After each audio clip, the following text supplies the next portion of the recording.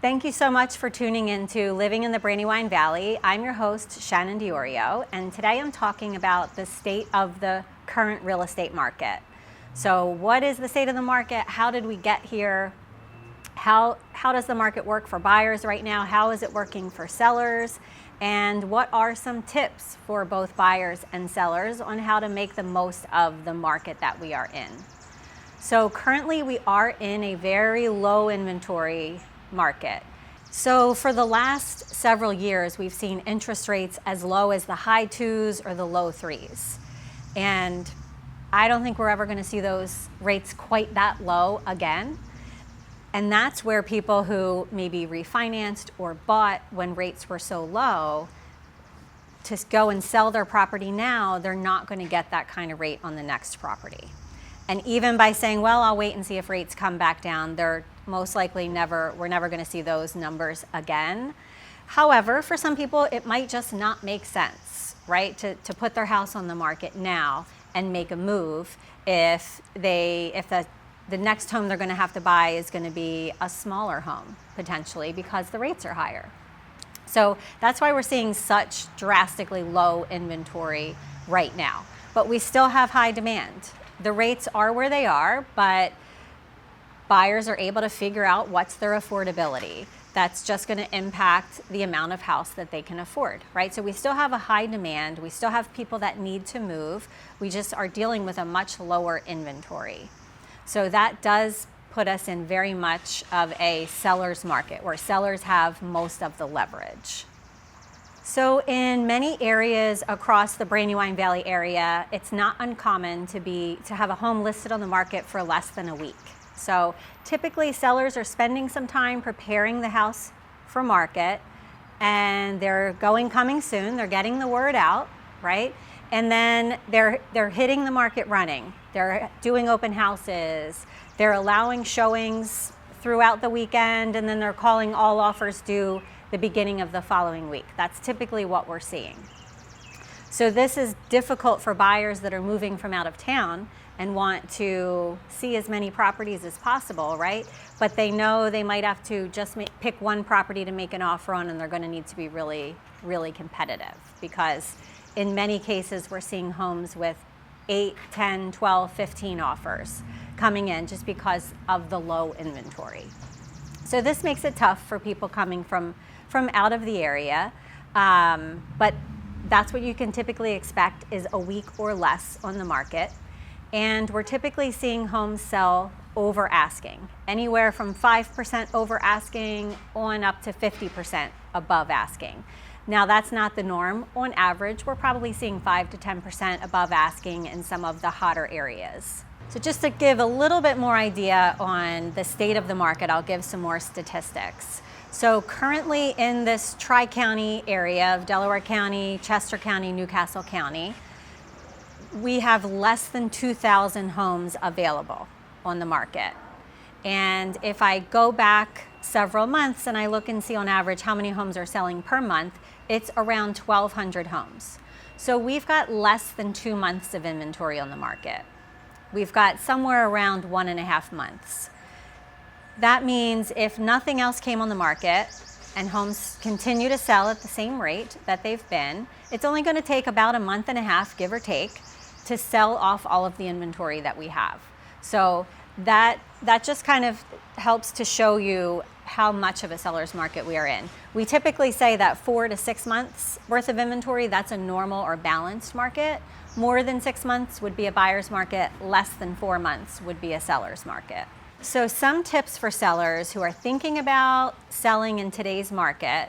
In order to really maximize the market, you want to be really prepared going in. So a lot of misconceptions that sellers have is that maybe they don't really have to prepare their house. They don't really need to do anything, and they can shoot for the stars, right? They can really overprice the property, and because inventory is so low and the market is so competitive, they're going to have no problem selling. And that occasionally that might be true if you are in just one of these really hot spots, these hot little pockets. But by and large, you're still going to need to do some preparation to get your house ready for the market and you're going to need to be competitive. So buyers that are out there looking today, they're paying a higher interest rate than they would have a few years ago, and they've got to compete. They're going to have to outbid other buyers. So they're going in kind of cautious, right? They're willing to compete. They're willing to do what it takes to get the property, but at the same time, they're being cautious in not wanting to get in over their head, right? So they're being smart. So they're not going to fall for a house that's just needs too much work and is way overpriced, right? So you still want to prepare your house for the market. Make sure you're being competitive, you're pricing it where it needs to be, and that's where you're going to get the most eyes on your property. You're going to get the most buyers interested and wanting to outbid one another, and you're going to have your choice of terms, right? You're going to have multiple buyers bidding. You're going to be able to pick and choose your terms. So you still want to talk to a knowledgeable agent who's familiar with the market, familiar with the values, and make sure you're still really maximizing the market that we're in and maximizing the proceeds that you're able to walk away with. So a couple of tips for buyers who are thinking about getting into the market with the state of the market where it is. It's competitive, the interest rates are high, so what can you do as a buyer? Number one is be flexible. You need to be flexible and you need to be a little bit patient sometimes.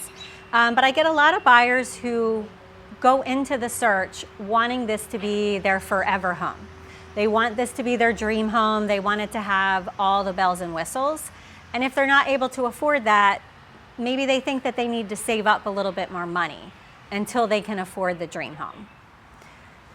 Well, I would argue that sometimes the fastest way to save up for that dream home is to buy a starter home, because your home, you can maximize the equity, right? If you're really smart about the type of home that you purchase, you can sometimes see an increase in equity of $100,000, $200,000, $300,000 in as little as 5 years. So to save up that kind of money would likely take a lot longer to just rent something and sock money away versus buying a starter home, paying a mortgage, and that mortgage in and of itself is part of your savings because you are building equity. You're investing into that dream home by putting it into that starter home. You can do little projects around the house over time, build even more equity, and then you go to sell and you're taking those proceeds and putting them all into that dream home and maybe able to afford more of what it is that you're looking for. So I wouldn't let that stop me from purchasing. If you need to purchase a home, let's just find something that falls within a comfortable range for you. Make sure that it's a smart investment so that you can really maximize your equity and then turn around and buy that dream home a few years down the road. So being flexible, being patient, being smart about it, and maybe looking in areas, you can consider areas that have lower property taxes to help make up for the difference in the interest rates.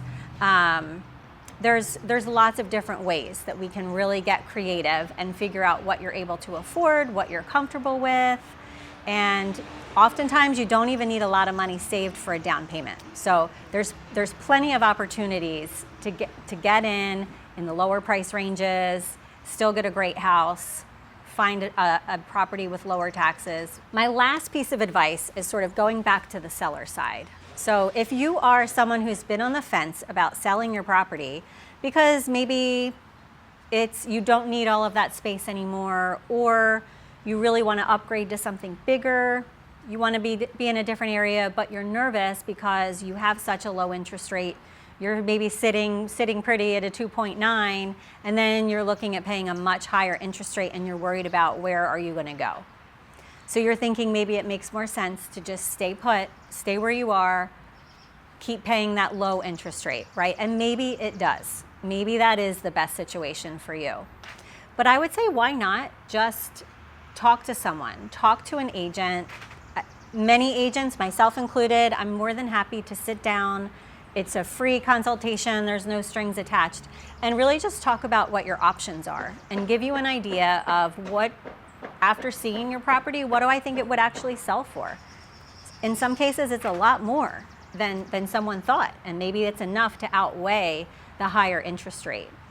And sometimes people are just really surprised to learn what they can sell their property for versus what they're going to pay for a new property. So at least make an informed decision. Sit down, get all of the information, find out what your options actually are, and then you make your decision. If it's not the best move, then it's not the best move. But you might be able to sort of move on to that next step, get yourself into a much more desirable position sooner than you thought. So reach out. I'm happy to chat.